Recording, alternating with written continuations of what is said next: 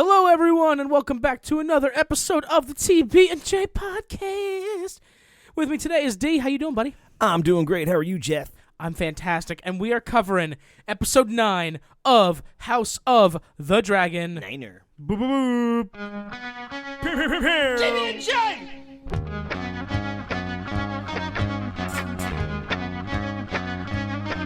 TB&J! The Green Council.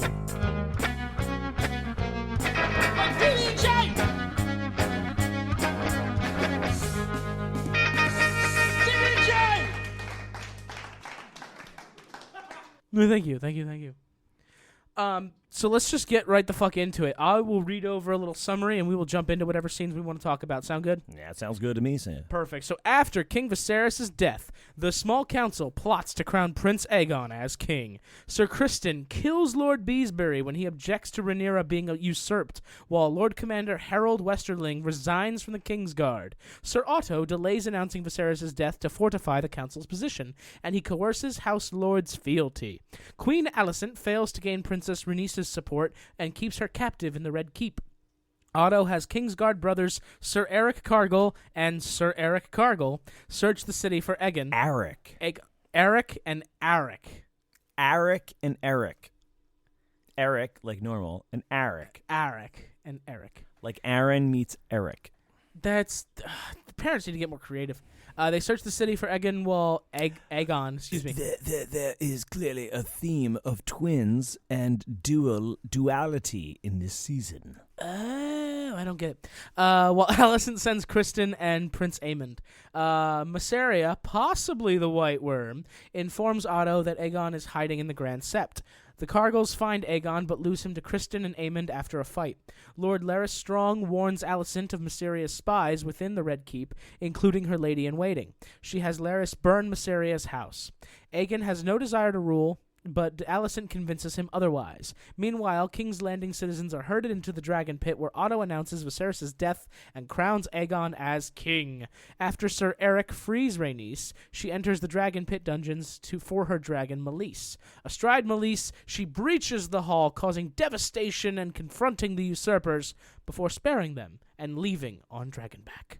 Emotional damage. So much emotional damage and physical damage. This was fucking insane, my man. Hey, was this an up thumb or a down thumb? Fucking up, bro. Are you kidding? Yeah, because it's a down thumb for me. Wait, really? Yeah. Really? Yeah. So, all right. Not thrilled. What did you not like about it? I don't mind most of the things. It just wasn't a great episode. You know, like, this is episode 9, baby, right? I mean, like, fine, I get the idea. Maybe your big moment is 8, but, like, I feel like they gotta have more. And the thing that kills me, which I don't think you saw, was the director's after thing that they do, right? What's that? The director's after. I didn't know, because as soon as I was done, we jumped into this podcast. They say, it's like they say the thing out loud you're not supposed to say out loud. Which is? Like, they're like, we needed a set piece for the 9th episode, so we had Rhaenys, come in with her dragon and yell at them and do nothing. Oh, that is gross. And I'm like, so it's this, and it's, I don't know what to, like, I think I get what they seemingly are trying for, but this is such a, okay, like, you can't sell this as the moment that it's made out to be and then just have her scream and be this thing, even though this is the thing that I was saying a couple episodes ago, where I'm like, oh yeah, they're gonna do this thing with other dragons and stuff like that, where they're gonna be more stare downs and stuff like that, but like, this is not a moment where they got an upper hand or did a thing. It's just like she is trying to play Switzerland here or something and is not like fully in on any other side. And I'm like, I don't know where this is going or what game she's going to play. Even if it is that, I still feel like she can play Switzerland without doing this moment. And the only reason she does this moment is because she's like they needed a moment for Yeah. the episode, and I'm like, because granted, as soon as they're doing the Aegon thing and the cheering at the end, I'm like, yeah, this is how the episode ends. Like everybody's cheering on this guy, and he's a fuck mess. And then they crash through, and I'm like, oh, okay, the double. Okay, what is the thing? Here it is. Here we go. And then it was this, and I'm like, fuck you. Like, fuck you. It was a big nothing burger. Okay, this is the worry of these moments, like where it's like, I get that this is kind of in character, but like, why? The way you presented it. You can't like say you're giving women badass moments when the moment doesn't work to be badass. And it's like, I get it. We've had 1,000,000,001 subpar male moments over the years. So, for sure. So whatever, you got to have those too. But like, I'm just talking about Game of Thrones, and I don't care. Like, this doesn't make sense. She could kill Otto or something. I don't say she's saying kill somebody here. Yeah, absolutely. Make a bigger splash than you do, besides the peasants that no one clearly fucking cares about. Hundreds of them died. Besides no one gave a the fuck. White Worm or fucking shit, because these guys don't even care about their bastard Targaryens, because they're getting their teeth and fingernails filed down to fight to the death in fight pits. Yeah, oh my god. When Eric and Eric were in that fucking brothel or whatever looking for Aegon, and they were like, yeah, that's not the worst of it, watching the kids fight, and he looks over and there's like a kid sitting there with just fucking ice white hair, and it's like, oh, Aegon's? And he was like, one of many, I reckon. And I'm just like, what? There's just hundreds of bastards just all over King's Landing now?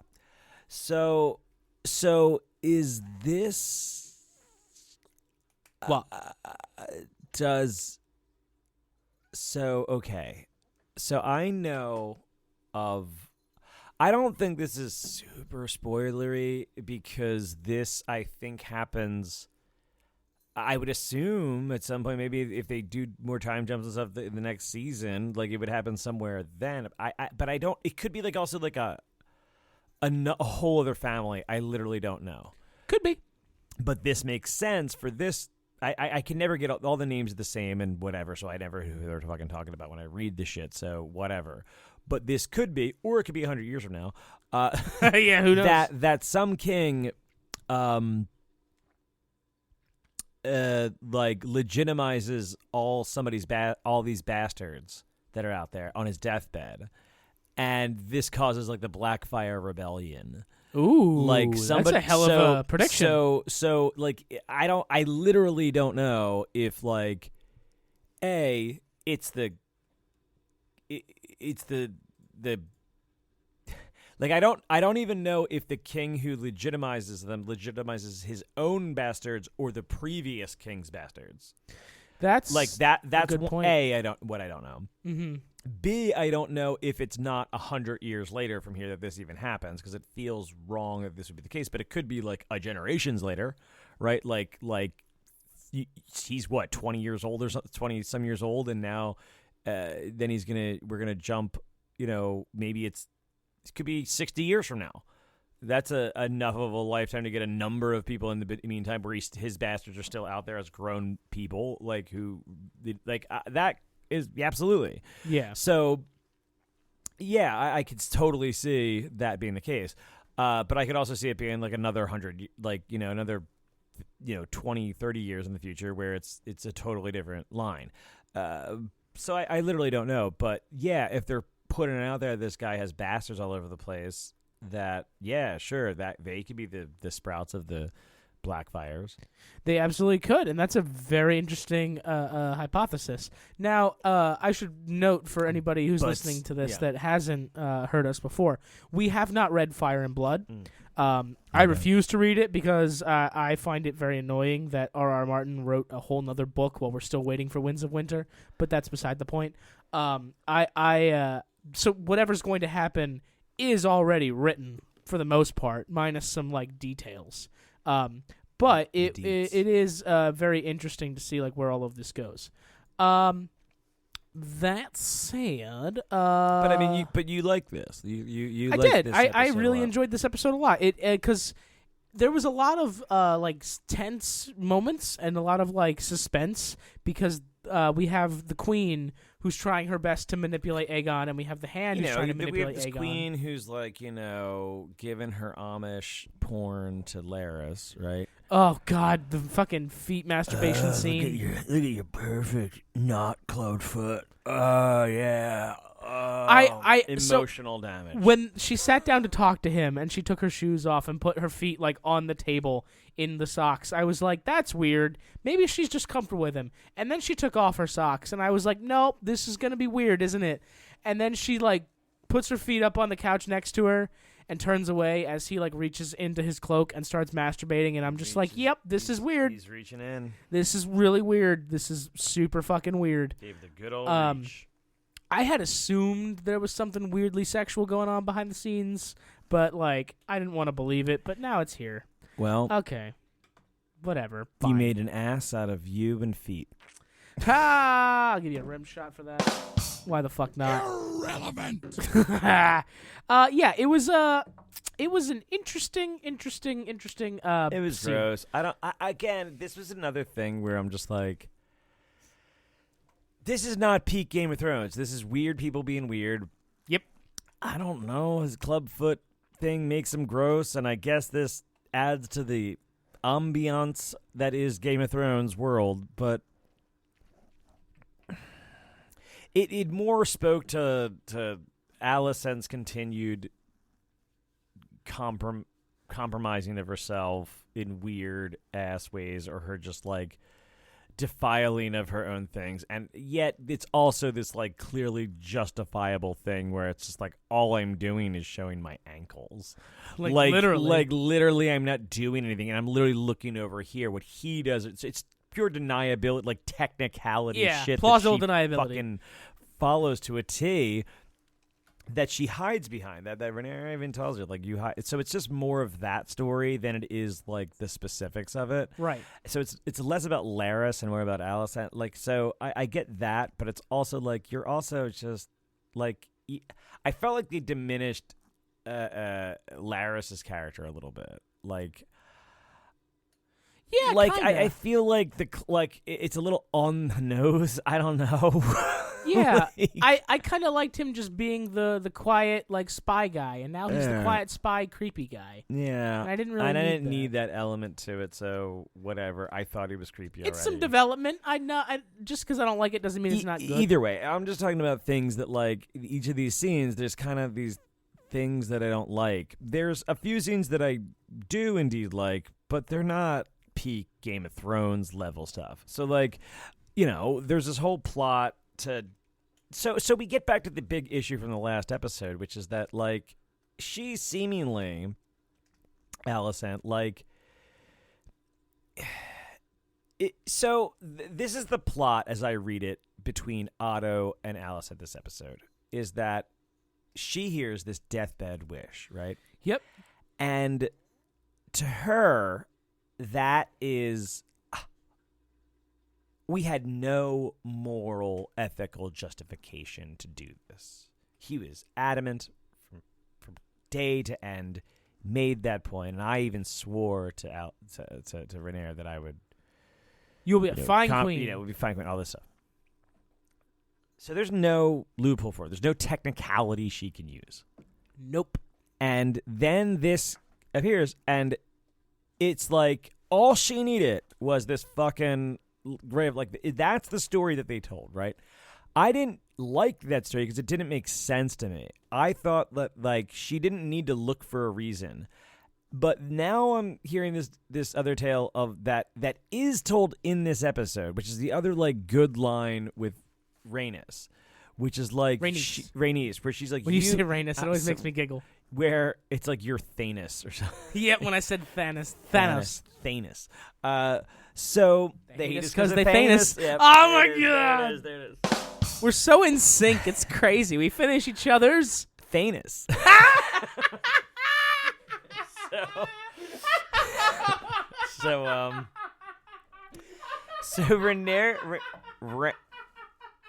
Rhaenys. Oh my god. Famous Rhaenys says sorry, you don't everybody. wish to escape your prison, you wish to make a window in it. Yeah. Which is a absolutely beautiful metaphor and really sets up her thing. She wants to try to manipulate she wants to show that she's in here and not a part of, like, there's so many ways to adapt that metaphor, but all it's saying is that she's not nearly reaching. It's the stupidest. To ask for a window in your prison is such a, like, you're so controlled. Like, you're such a you're a sycophant, right? Mm-hmm. You're the brown noser that's just like, I'm special in my prison. Like, you're clinging to these things. You're not a real, like it is such a bitch. Like, it is such a, like, a weak-minded concept. Like, the metaphor is such an insult that she gives her when she says that to her. So I get that part, but, like, the way that she's presenting it and the way that Alicent is constantly portrayed is that she does have agency and she does have these things. And what the first scene really is there to do with all of these Otto and his guys just already having it all fixed, right? Like, she thinks, from her perspective, this is the one way that we absolutely have, the true way to make this happen. And she is, I guess, supposed to be so naive at this point that Otto hasn't already made this, like, that this isn't a done deal. Right. That, like, it's only because she got this ghost whisper at the end that they can make this claim. Her naivete in that regard is astounding. And I don't... It's unbelievable. It's insane. This is what I'm saying, is that it's very literally and literarily unbelievable. Yeah. Like, I don't believe, like, this isn't a good story. That's not a good, like, I don't like how this is playing out. Not that I don't like the story. I'm just like, I don't, like, this isn't, it's not jiving for me. Like, it doesn't, feels weird. Yeah. It feels like almost a disservice to the character, or like they're zigging and zagging to throw us too much, and it's like, well, isn't that authentic to the real world? It's like, yeah, but past the point that you care about storytelling anymore. Like, you can't just zig and zag because that's more realistic to the way people are. I get it. That's not why I watch stories and consume stories. I want the controlled environment. Like, I want it to make sense as a story, and, like, for there to be a through line. I don't want the through that to be like, well, people are all different. Like, and they don't make sense. Like, no, the story's supposed to make sense. So I'm not a fan of that, if that's what it is. And I think that's like there's a sign of piece bad storytelling that she says that kind of rings to your point, where she says that, like, her whole life has been doing what Otto wanted her to do, and she doesn't necessarily know what she wants. She just keeps doing what she feels is expected of her from Otto and from Viserys. Right. So, like, maybe, which all leads to that giant eye roll with Otto. Oh, right? Yeah, where he's just like, you look so much like your mother in certain lights after she gives this impassioned speech. Like, I mean, wow. Talk about a moment where I did buy, okay, character change. Is that them? Like, it took to that to get to this point, because when they're like, oh, he's dead, and they're like, oh, I guess we should get this on, and they, like, roll the official balls for their different positions. Yeah. They, like, roll them all nonchalant across the table. Yeah. And they're just like, yeah, let's get this coup going. And she's like, we got a coup to do. What the fuck? She's so out of the loop. She thinks she has this pivotal piece, and that's the kind of pathetic nature of it. Like, Otto, like I said last time, like, he was always going to be like, yeah, they whispered something on the edge. That's why Aegon laughs at it later. He's like, okay, whatever. Yeah, like whatever, what? you guys. She's like, no, seriously. And that's why he's kind of like, from his perspective, I think he's right. Like, why the fuck would he think that's the case? And then he's like, "Do you love me?" And she's like, "You imbecile." Yeah, and we're talking about serious shit right here. And I get the joke on the level that it's being delivered because Aegon's an idiot, but fucking point the finger back at yourself, dummy. Like, you've been doing nothing but calling this kid a moron and not your son and all these things your entire life, and now you're about to give him the throne. Like, this is so short-sighted and dumb, and she just doesn't understand anything. And I guess maybe that's consistent with the character, and it's this pure thing of like someone who is sweet and innocent and meant no one harm and is doing everyone harm. Yeah, because you're too dumb to recognize what's happening. Yep.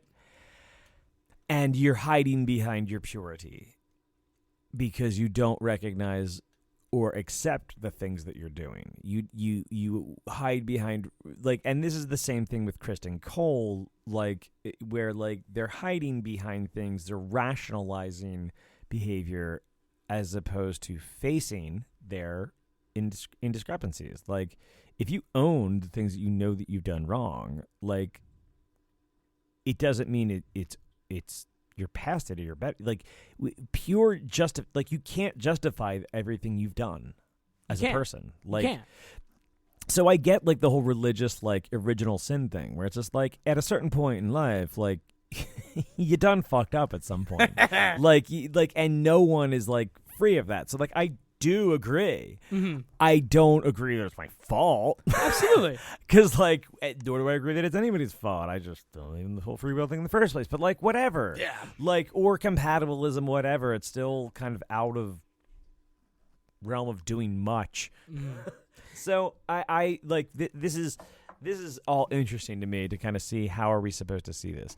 But yeah, like, they eventually delay, and I guess they saw this plot to get to find Aegon and get the crown. And honestly, not many of the, like, the Eric and Eric stuff didn't ring true. You said you recognized the guy who hung himself or supposedly hung himself. I didn't catch whoever that was at all. I thought it was one of the Erics. No, in the scene where Otto has all the lords of Westeros in the I remember room. the one guy kind of walks away and that guy's dead.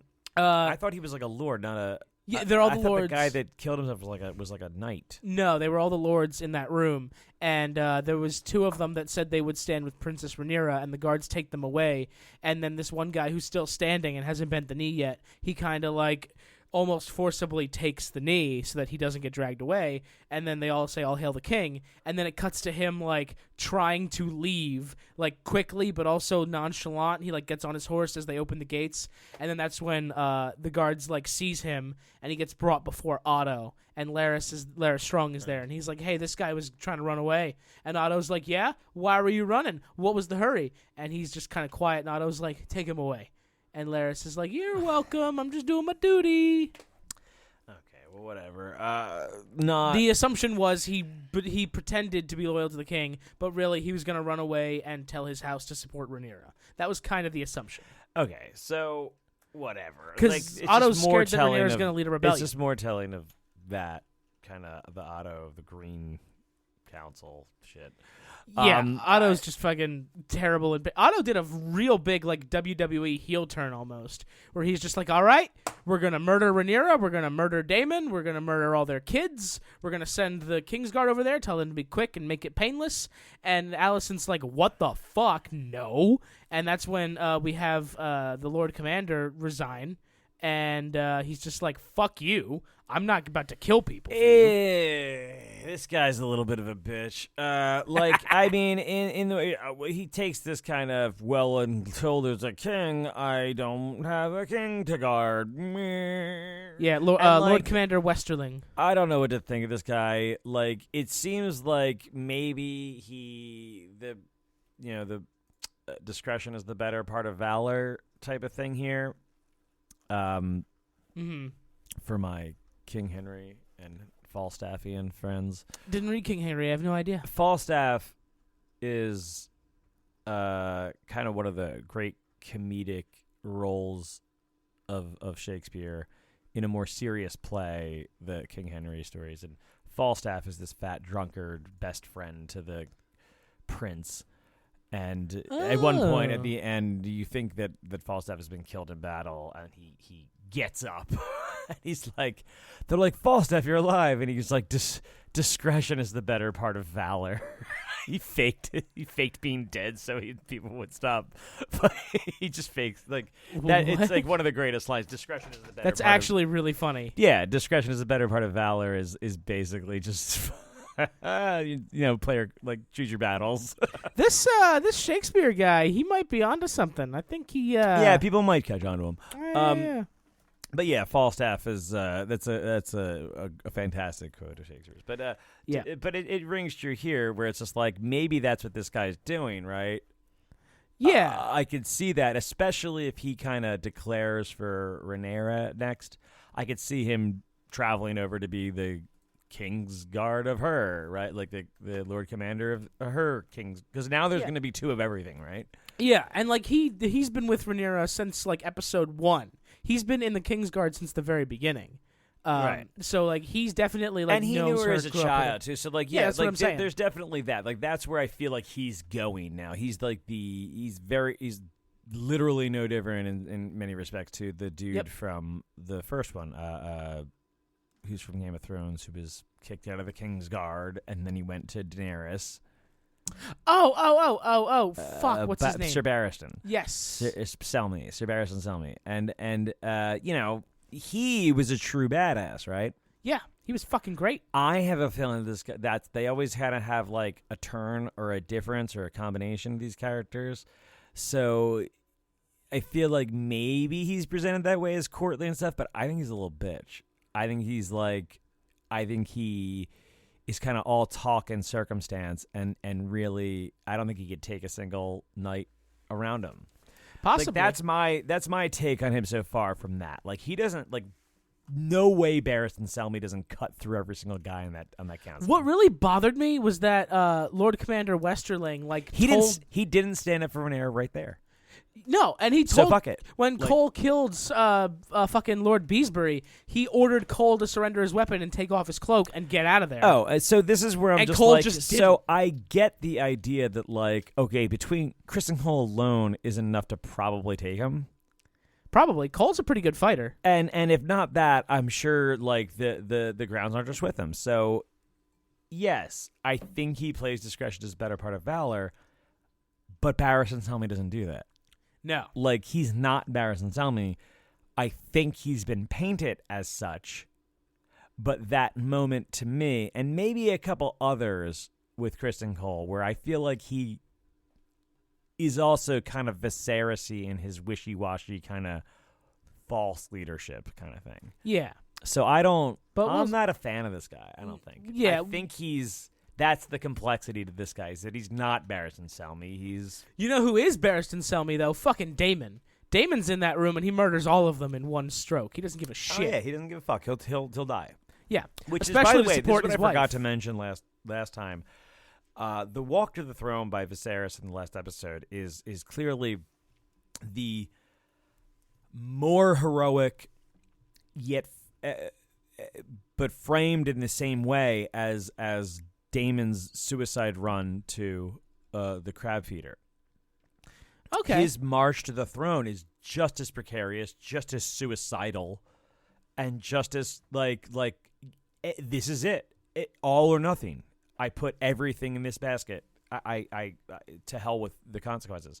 That was one thing I didn't mention, and to have his brother support at the end was another thing that really did that. I forgot to mention that last episode. Really yeah, no, just another reason why that Yeah, episode was fucking perfect. and why this is kind of a letdown for an episode 9. And I'm like, are you?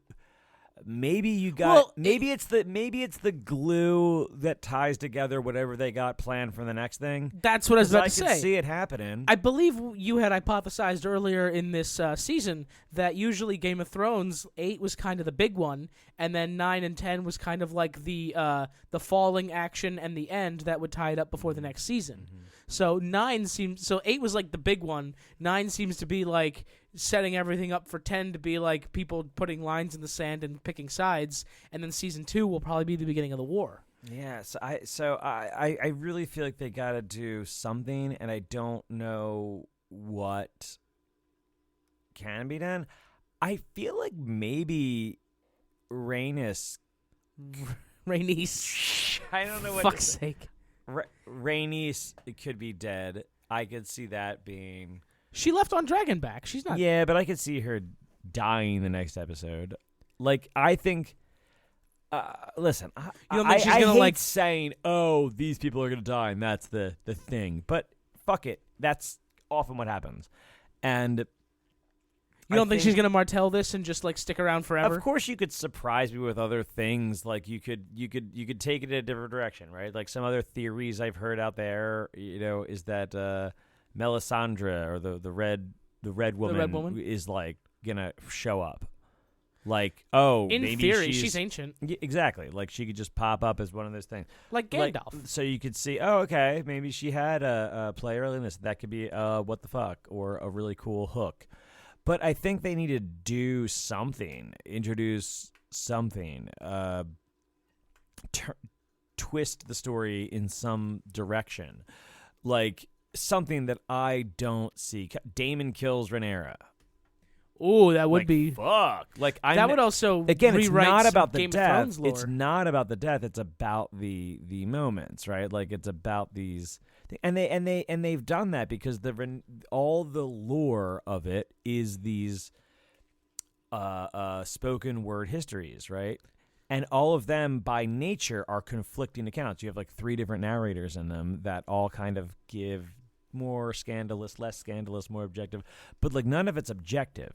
It's all the same as Game of Thrones, where you're getting a third person, but from a single perspective. That's a very good point. I was concerned, like, oh, they're gonna retcon shit, but like, no, history is always written by the victor. Yeah, and that's where you get the Laner stuff, like, oh, he was killed by Carl.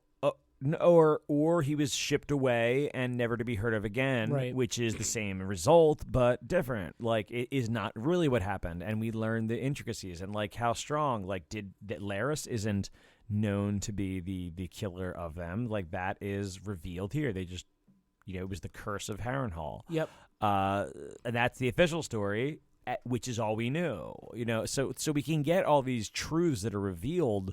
That's cool. Like, that's fine. I'm down with that.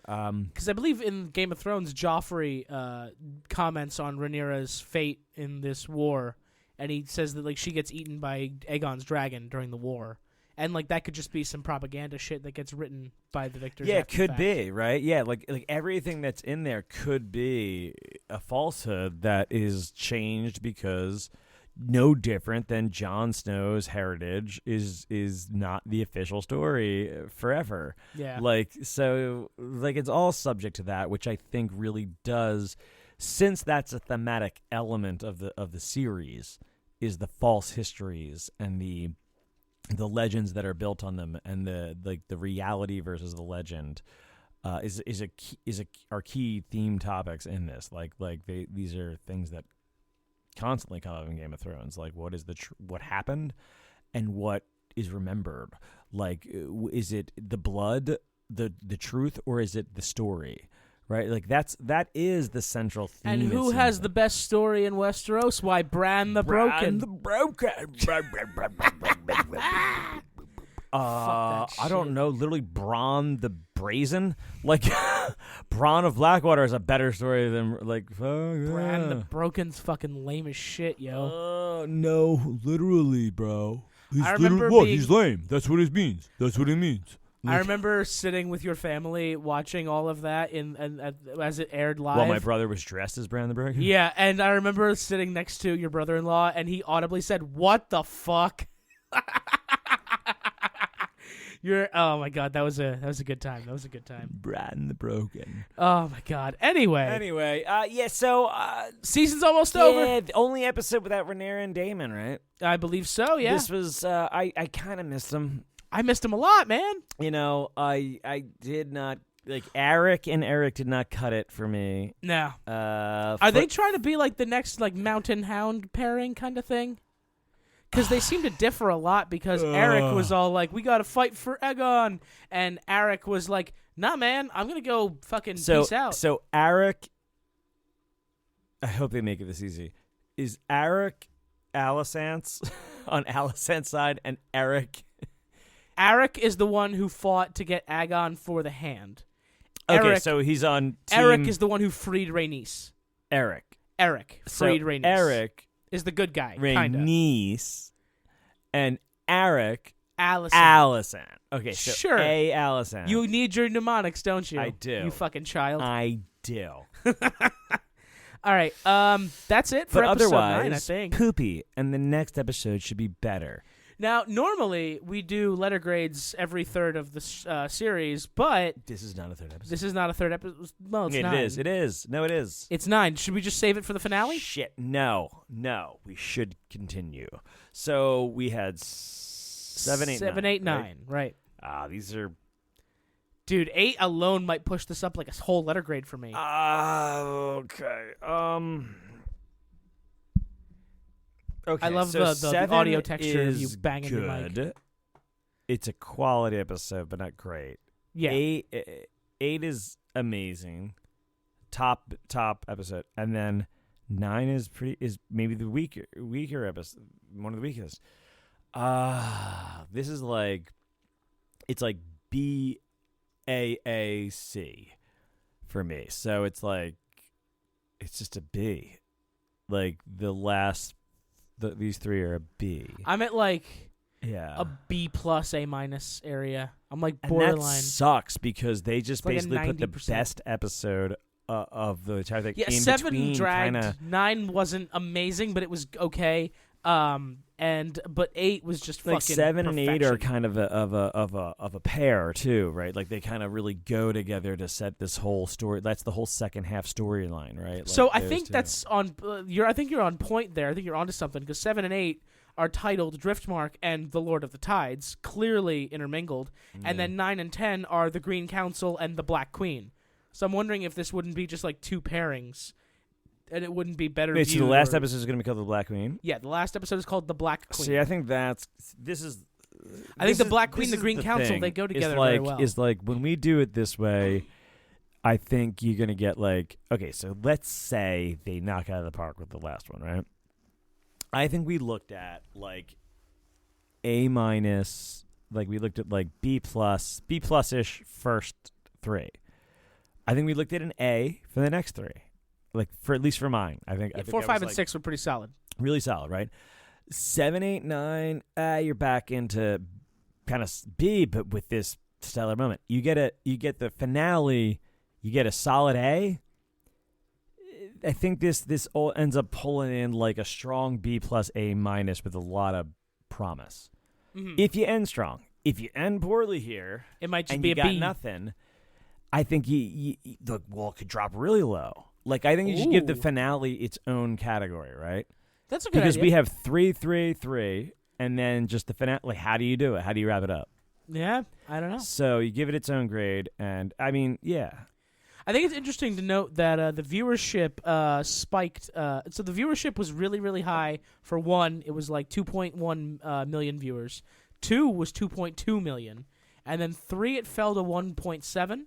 4, it climbed back up to 1.8. 5 went up again. 6 went up again. 7 went up again.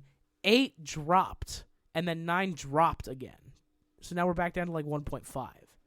And I found it really, That's really interesting that because the best episode it had like the most significant drop. Yeah, it sounds like to me that. Well, excuse me. The most significant drop was between 2 and 3. So you get basically you get these growing numbers because you get a bunch of people that are climbing on.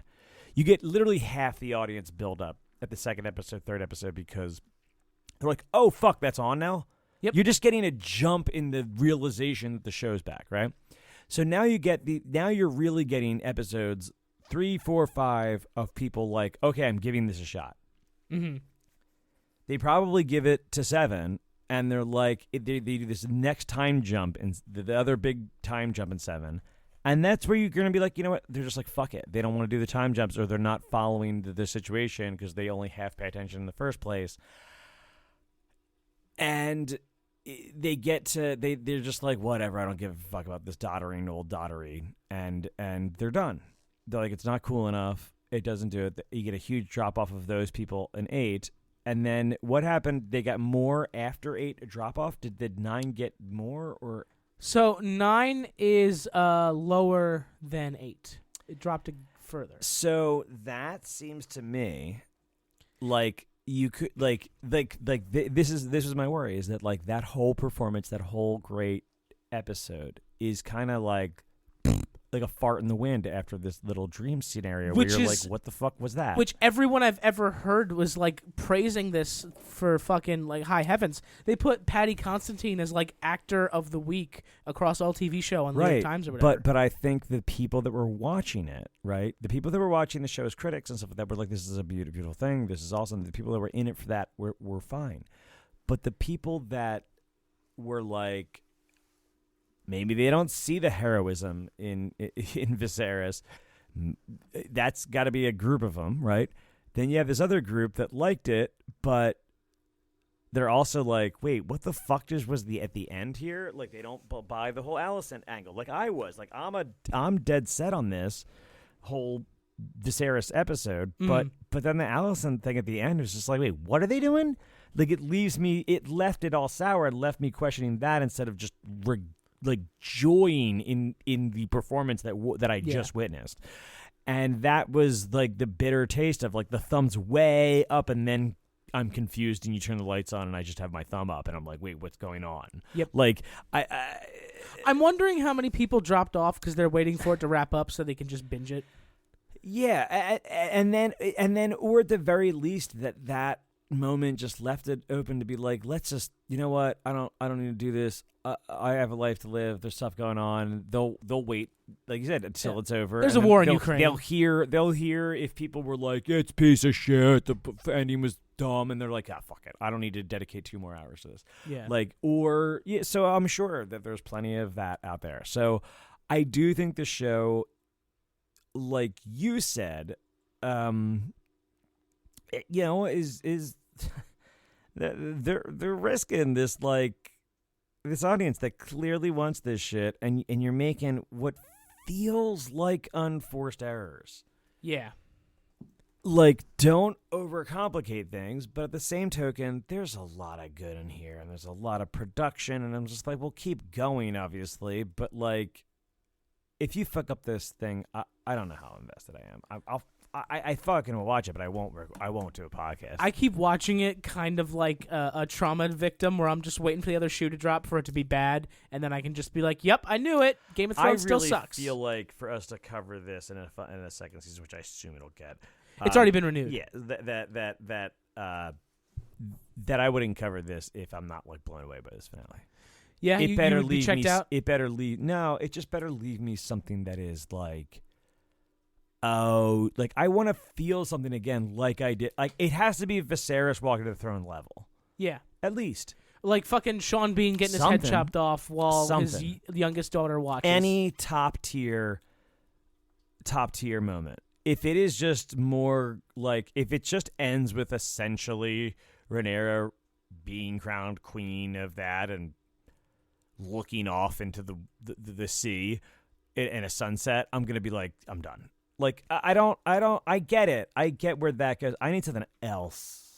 I don't see it being much more than that. Like her, like rallying her bannermen and being like, "I am the real Black Queen, and I will wage war." And then season 2, but I mean, it doesn't. I don't know. There's so many things that I don't know. I hope There's I'm so many wrong. things I love about Game of Thrones universe that like you could just be like, well, I'll help you, mistress. My name's Jon Stark. Like, no, like, oh wow, interesting. The way you said it, I imagined like Clint Eastwood riding in on a horse with a cowboy hat and a poncho, or you know, like just like someone's introduced that's like, you know, the ancestor of somebody, and you're like, well, you're right. We haven't seen the fucking Ironborn yet. Like, what the fuck are they up to? Who's this fucking dude?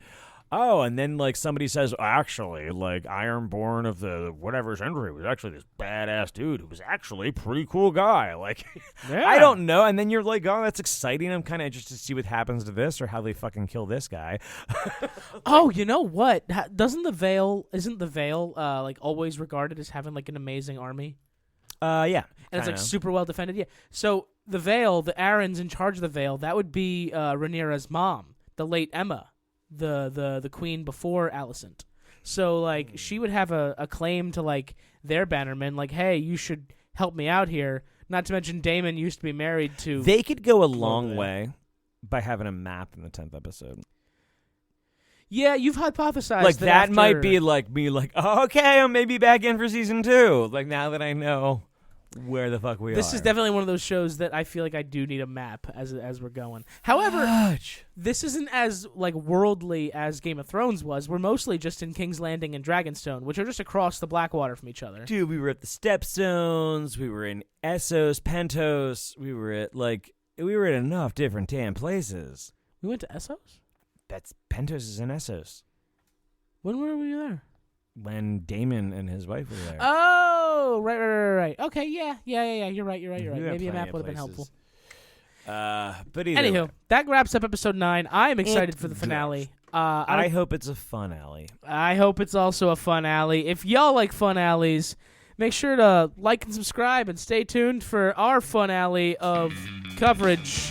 That Why was you- really Why are you forced. gonna make it dirty? Is it because of your goatee? Yeah, I got this dirty lady tickler goatee. You got like a 1994 grunge goatee, like a Chris Cornell. Well, I hope my story ends a lot happier than Chris Cornell's story. I wouldn't bank on it, man. I want Oh, that you goatee. think I'm gonna commit suicide? Don't answer that She honestly. lives like a mirror, smiles so sweetly. Live like a murder, but she died just like suicide.